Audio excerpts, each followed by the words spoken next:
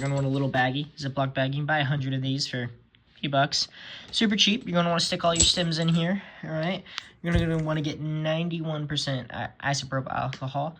Higher the concentration, the better it's going to clean. You can also add a little salt in there. But yeah, here's what I like to do.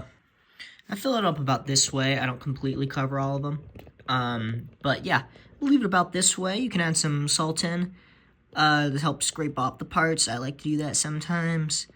But yeah, a little thing like this will save you so much time. It's so cleaner. Leave this like this overnight. You can do half stems, half dirty, half clean overnight. And leave, you know, if you're a daily user, I like to just throw these in, leave them in for a few hours, and a little bit of scrubbing, and they come out clean as new.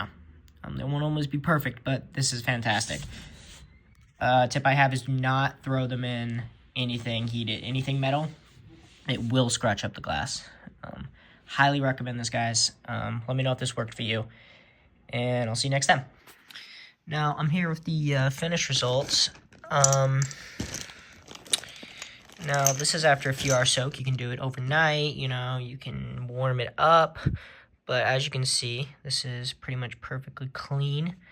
And I gotta say, this is one of the best, if not easiest ways to do it. I would not recommend anything metal. But these are very easy and so simple to clean. If you're not using this method, I highly recommend it.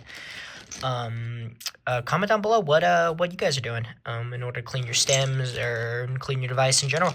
Let me know. Thanks.